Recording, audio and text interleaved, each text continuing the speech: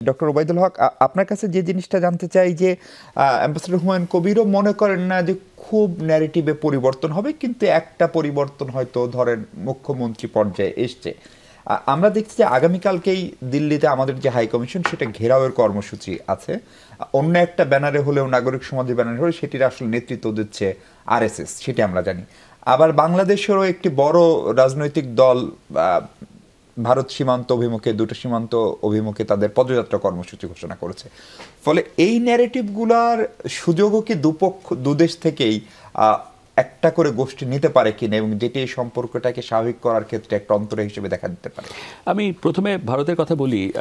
Ambassador Humayun Kabir বলছিলেন যে ভারতের সম্ভবত 5ই আগস্টের পরে এই উপলব্ধিটা হয় নাই যে এটা যে একটা সম্পূর্ণ ভিন্ন একটা পরিস্থিতি, ভিন্ন একটা বাস্তবতা, এটা তারা বুঝতে পারছে না। এই একটা জায়গায় আমি ওনার সাথে একমত না, এবং এটি শুধু উনি নন, আরও অনেককে আমি বলতে শুনেছি। আমার মনে হয় ভারত খুব ভালোই বুঝতে পেরেছে যে 5ই আগস্টের পরে কি হয়েছে এবং সামনে কি হবে।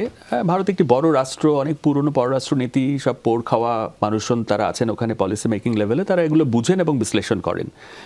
দেখেন, ভারত আগেও যে পলিসি পার্সু করেছে শেখ হাসিনা সরকারের সাথে, সেটা হলো কি যে জনগণকে বাদ দিয়ে একটি রাজনৈতিক দলের সাথে এবং ধরেন শেখ হাসিনার সাথে, তার উপরে তারা ব্যাংক করেছে, তাদের সমস্ত সব কিছু ইনভেস্ট করেছে তারা।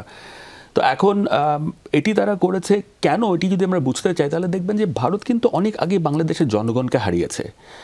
এখন এই জনগণকে ফিরে পাবার কোনো পন্থা তার জানা আছে কিনা, বা আমরা কিছু সাজেস্ট করতে পারি কিনা যে 1, 2, 3 ক খ গ ঘ ম, যে আমরা বলতে পারি যে এই করলে বাংলাদেশের জনগণকে অতি দ্রুত সে ফিরে পাবে।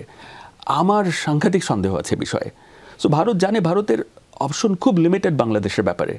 ভারতকে আবারও এনগেজ করতে হলে একটি পলিটিক্যাল গভর্নমেন্টের সাথে এনগেজ করতে হবে, এবং সে চাইবে ওই গভর্নমেন্ট যেন যতটা সম্ভব শেখ হাসিনা গভর্নমেন্টের মতো বিহেভ করে।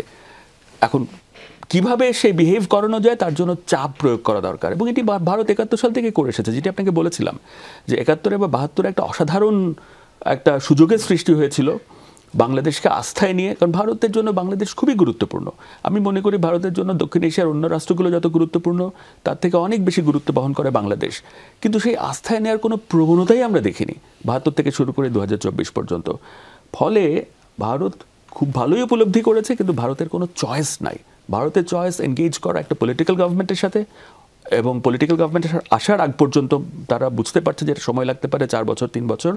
এই অন্তর্বর্তীকালীন সরকারের উপর চাপ প্রয়োগ করে যতখানি তারা সুযোগ আদায় করতে পারে সেটি তারা করবে। এবং ভারতের একটা অসাধারণ ক্যাপাসিটি আছে, সেটা হলো গোলপোস্টকে পরিবর্তন করা।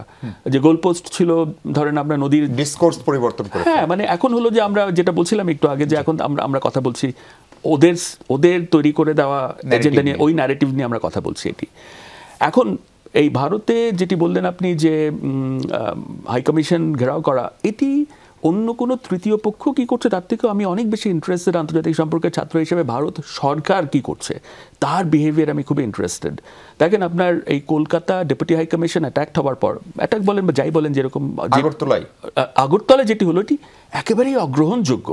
কলকাতায় হয়ে যাবার পরে সব ধরনের ব্যবস্থা নেওয়ার উচিত ছিল, এবং আমরা দেখেছি, সবাই ভিডিও ক্লিপ দেখেছে যে আগরতলায় কি হয়েছে, এটা স্পষ্ট অবহেলা ছিল, একেবারে চোখে আপনি দেখতে পাচ্ছেন অবহেলা ছিল। তার মানে ভারত সরকারের, এবং এই আগামীকালে যেটা বললেন যে আরএসএস এর ঘেরাও করা, তো তার সাথে আমি এই যে বাংলাদেশি কিছু দল এখান থেকে তারা বলছে আখাউড়া যাবে, লং মার্চ নিয়ে, আমি দুটোকে কম্পেয়ার করতে চাই না।